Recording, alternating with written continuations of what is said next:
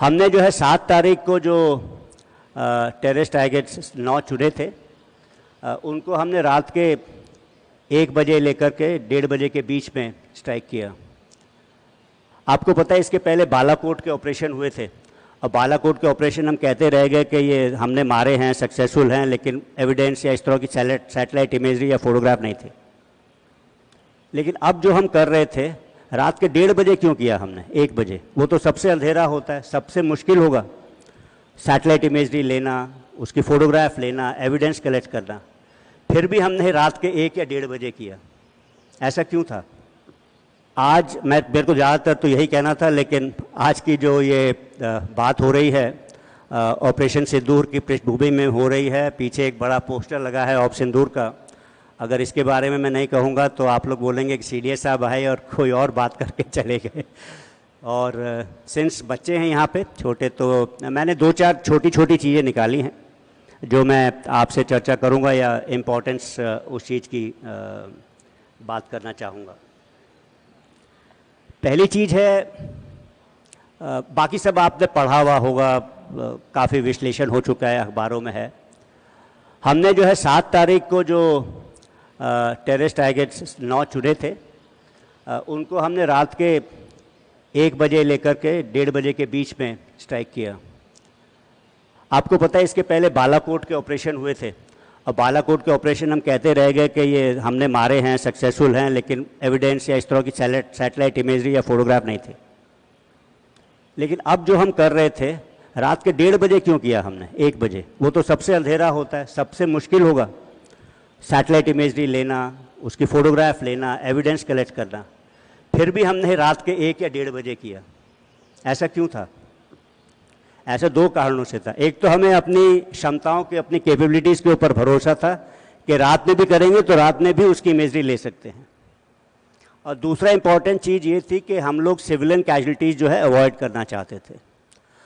सबसे बेहतर समय होता 5:30-6 बजे का टाइम, जबकि उजाला होना शुरू हो जाता है। बट वो टाइम जो है पहली अजान या पहली नमाज का भी होता है। तो उस टाइम उसी भावलपुर में, मुरीदके में इस तरह का चहल पहल शुरू हो गई होती, तो काफ़ी सारे सिविलियंस मारे जाते। हो सकता है वो टेररिज्म के साथ उनका कनेक्शन हो ना हो, तो हम लोग वो चीज़ अवॉइड करना चाहते थे कम्प्लीटली। इसीलिए जो समय जो है हमने 1 से 1:30 बजे का चुना। 7 तारीख को ही क्यों चुना, वो खैर दैट वाज बेस्ड ऑन, हमने जो उनकी फ्लाइंग एक्टिविटी देख रहे थे 23 तारीख के बाद से, उन्हें ऐसा खतरा था शायद हम एयर से अटैक करेंगे। तो वो लोग कितने बजे वो लोग उड़ते थे, वापस अपने बेसेस में आ जाते थे, फिर दिन के टाइम में सुबह होने के पहले फिर से उड़ते थे। वो देख करके हमने सोचा कि ये 1 से 1:30 बजे का टाइम ठीक है। और 7 तारीख का समय, 7 तारीख का समय मौसम के लिहाज से भी ठीक था, क्योंकि वही एक विंडो थी जहाँ 3-4 दिन मौसम साफ़ था और बारिश नहीं थी। अगर बारिश वगैरह होती तो फिर हमें थोड़ी इमेजरी लेने में प्रॉब्लम होती। तो ये एक चीज़ मैं बताना चाहता हूँ।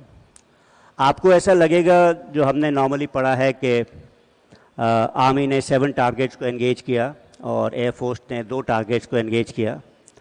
मेरे ख्याल से शायद काफ़ी कम लोग को पता है कि नेवी भी इन्वॉल्व थी इसमें। नेवी जो है उनके पास भी ऐसी क्षमताएं थी कि वो लंबी दूरी तक लॉयटर एम्युनिशन से प्रहार कर सके। और S-400 और S-120 उनके पास ऐसे 2 हथियार थे उन्होंने जो लिए हुए थे, जिसका पता हम लोग को पता था IDS ने। तो फिर ये मैंने नेवी और एयरफोर्स को ऑफ़र किए, तो उन्होंने नेवी के मार्कोस, नेवी के जवान जो कमांडो हैं वो JNK और पंजाब में डिप्लॉय हुए, तो ये चीज़ भी इस्तेमाल की गई। तो इसके जो नेवी ने जो अरेबियन सी में जो किया, उसके अलावा तो नेवी की भी हथियार और जवान इस्तेमाल किए गए, और उन्होंने भी एटलीस्ट आर्मी के टारगेट्स में बड़े सटीक तरीके से अपना वेपन्स का इस्तेमाल किया और एग्जाम्पल दिया। तीसरी चीज़ जो है मैं ये बताना चाहता था कि जब उड़ी का हमला हुआ था तो हम लोग ज़मीनी रास्ते से गए थे, और जब बालाकोट का हुआ था तो एयरफोर्स के लार्ज स्ट्राइक पैकेज करीब 50 हवाई जहाज, डिसेप्शन के लिए 50 का स्ट्राइक पैकेज गया था। अगर हम यही चीज़ करते दोबारा तो फिर सक्सेस उतनी नहीं मिलती, क्योंकि किसी भी मिलिट्री ऑपरेशंस में नवीनता लानी ज़रूरत है, मतलब सरप्राइज़ होना बहुत ज़रूरी है। अगर ये नहीं होगा, और ये कठिन भी है, हर एक रणनीति जो है नई होनी चाहिए हर एक बार आपकी। तो इस बार हम लोग ने सोचा था कि लॉयटर एम्युनिशन और ड्रोन्स का इस्तेमाल ज़्यादा किया जाएगा। ये क्षमता जो है हमने आखिर एक्वायर करनी शुरू की थी अज़रबैजान और आर्मेनिया की लड़ाई के बाद में। सो इसका इस्तेमाल किया, क्योंकि ये एयर तो इस्तेमाल करता है बट लोअर एयर स्पेस है, काफ़ी नीचे चलता है और काफ़ी 30-40 किलोमीटर तक सटीक निशाने लगा सकते हैं ये वाले हथियार। और हमें पता था कि पाकिस्तान के पास इस तरह की क्षमता नहीं है जो इस तरह को जैम कर पाएँ या उसको डाउन कर पाएँ, तो हम लोग ने बाकी प्लानिंग के साथ में इनका इस्तेमाल किया। एक ही चीज़ है कि हमेशा हम लोग कोई जब टारगेट का एनालिसिस करते हैं या पॉलिटिकल एम पूरा होना चाहिए मिलिट्री एप्लीकेशन ऑफ फोर्स से भी, मतलब आफ्टर ऑल हम लोग मिलिट्री का फोर्स क्यों इस्तेमाल कर रहे हैं, एक पॉलिटिकल ऑब्जेक्टिव के कारण। तो पॉलिटिकल ऑब्जेक्टिव सुप्रीम होता है, तो ये लॉयटर एम्युनिशन वगैरह करने से भी क्या हमारे पॉलिटिकल ऑब्जेक्टिव्स पूरे हो रहे थे। तो एक प्रकार से एक छोटी सी वो रह रही थी कि भावलपुर का जो टारगेट था वो 120 किलोमीटर दूर था, और लॉयटर एम्युनिशन या इस तरह के उससे करने से कर तो सकते थे, हमारे पास क्षमता थी, बट गारंटी नहीं थी, और वो एम्युनिशन को पहुंचने में 1-1.5 घंटा 20-30 मिनट लगते।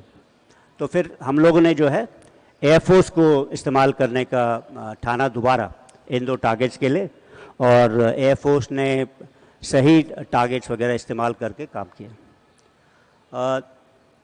आखिरी चीज़ ये बताना चाहूँगा कि ये प्रिसिशन स्ट्राइक्स जो हमने की इतनी लंबी दूरी में 100-150 कभी 30 किलोमीटर में इतनी छोटे से इलाके में घर के ऊपर इस चीज़ को गिरा देना, मतलब इट्स कभी कभी लगता है कि ये एकदम नामुमकिन काइंड की चीज़ है। रात के अंधेरे में आप यहाँ से कोई चीज़ कर रहे हो जो 30 किलोमीटर दूर जाएगी और इस बंच के ऊपर यहीं पे गिरेगी बिल्डिंग के सेंटर में, जो कि जितने भी JNK के अंदर टारगेट्स थे जो आर्मी ने एंगेज किए, जैसे इनके एयरफोर्स के भी टारगेट, सभी जगह जो है सटीक निशान लगा। तो ये क्यों कैसे होता है, इसके पीछे बड़ी कड़ी मेहनत है। तो मतलब ये ज्योग्राफी है इसमें बड़ी सारी, जो स्पेशल स्टडीज़ हैं इसमें जो है कितनी एलिवेशन है टारगेट का, कितनी ऊंचाई है, कितनी दूरी है, कितना एंगल है, कहाँ से जाएगा, एक पूरी साइंस है मेंसुरेशन कैलकुलेशन की, काफ़ी कैलकुलेशन होती है, रिकॉग्निशंस होती है, उसके बाद जब आप ये कर पाते हो तब इस तरह की एक्यूरेसी आपको मिलती है। तो ये ऐसा नहीं है कि आपने यहाँ से बटन दबाया तो मिसाइल गई और वहाँ गिर गया ना, ऐसा नहीं है। तो काफ़ी मेहनत लगती है और ये आसान नहीं है।